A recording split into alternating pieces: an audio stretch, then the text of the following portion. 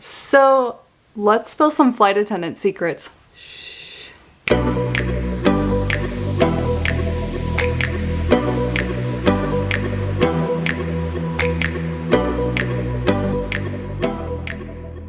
What's going on, my little pineapples? I have a bit of a different video for you guys today, but first, if you have no idea who I am, my name is Jennifer. I am a former flight attendant turned travel agency owner, pinetopalmtravel. I specialize in booking trips for veterans, first responders, and their families, as well as cruises and adventure travel. I am always excited to book travel for anyone, so check out my information. It is in the description down below, and let me help you plan your next dream trip with so much ease. And while you're down there, don't forget to hit that subscribe button because you have the power to help me grow my channel and I would love your help. So as I mentioned, I will be doing a little bit of a different video for you today, and you guys know how I love the number 3. So I'm doing 3 flight attendant secrets that they don't want you, the passenger, to know. Honestly, this might make some of my flight attendant friends and former coworkers not happy.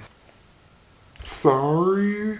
So number 1 probably comes at no surprise to you guys, but most of the time your flight attendants are exhausted. Now, there are some legalities that come with the flight attendant's rest from the FAA. This is usually measured by touchdown to takeoff of a flight. Now, according to the FAA, flight attendants are allowed to work 18 hours. Yes, 18 hours straight of work. I've always been a food person, but after becoming a flight attendant, never in my life did I think this would happen.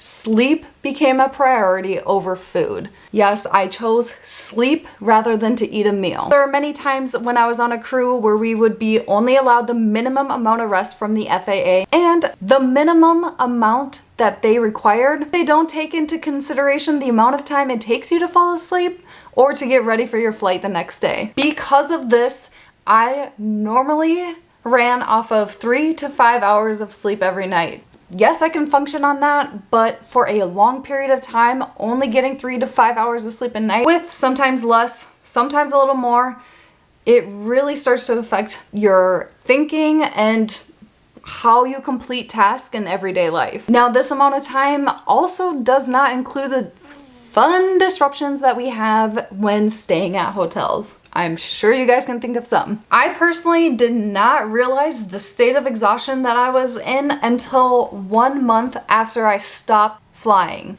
It felt like an entire fog was just lifted off of me, and I suddenly saw the world, saw everything so much more clearer. It's hard to explain the gravity of what the exhaustion was actually doing to me. The only other thing that I can think of kind of it being like is when you are going through a grieving process and you finally hit that point and you wake up on a day and you're like, okay, I'm starting to heal from this. This is the first time I felt like I can do something and not move on, but start moving forward and healing yourself from what you've been grieving of. That kind of impact is the only thing I can really think of that was similar to like me waking up and having a totally different frame of mind. Tasks became way easier. I remember walking out to my car and getting so frustrated at the fact that I was throwing all my bags into the car and it was just a long process. I was in high heels, and that was such a big effort for me because when you're exhausted, even the easiest of things become so difficult. I woke up after finally catching up on 4 years of no sleep. I felt like I could take on the world. This is probably why I personally would give the advice of all airplane passengers to pay attention to the safety video or the safety demo. Even if you've seen it a million times, get a little refresher in, because in an emergency, it's all about your time of reaction to what's going on. And if you already know certain steps that are going to happen, it will definitely aid a flight attendant when they are giving out orders in an emergency situation. Okay guys, so I know that secret isn't mind-blowing crazy. Kind of assume that your flight attendants are probably tired. But let's get into some juicier information. So I've been talking about being exhausted. Frankly, I've seen this next thing happen more than I care to admit, and it's kind of embarrassing at the amount of people I've seen do this. This is a real thing. It is called praying. No, I am not talking about the traditional way of praying. I am talking about flight attendant praying. Now, I've been telling you guys how exhausted flight attendants are, and this is one way that they have learned to cope with it. When I've seen this happen, a flight attendant will be sitting in their jump seat, hands will be clasped, they let their heads nod off, or they accidentally do this. They nod off and start sleeping this way, like this. So it looks like they're praying, but they're actually sleeping. Yes, it is terrible. Oh my gosh. And it is so cringy when I used to see this happen, but let me reenact something for you. Hi, excuse me? Can you help me? Yes, of course. I am so sorry. I had my head down. I was just finishing up my daily prayers that I did not have time to do this morning. So what can I help you with?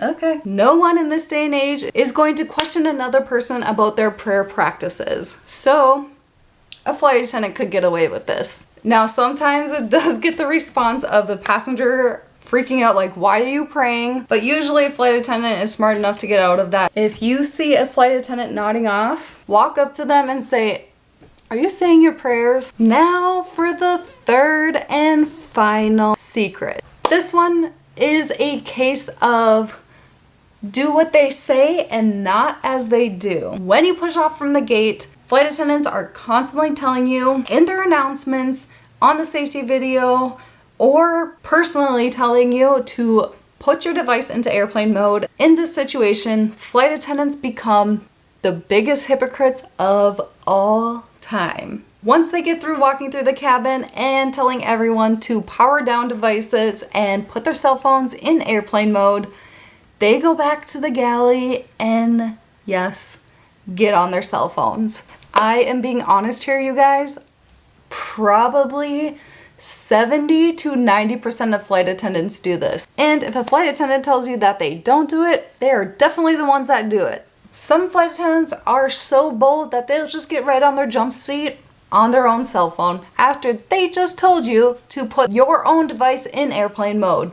I guarantee that if their employer knew how much their flight attendants were using their own personal devices and getting on their cell phones, especially right after they tell the passengers to put theirs in airplane mode, they would seriously freak out. There are a couple reasons why they would freak out. One reason that they would be freaking out is because of the FAA regulation surface movement. Now, the surface movement regulation is one that states that flight attendants can only do safety-related activities when the aircraft is moving. That would include securing the cabin for takeoff.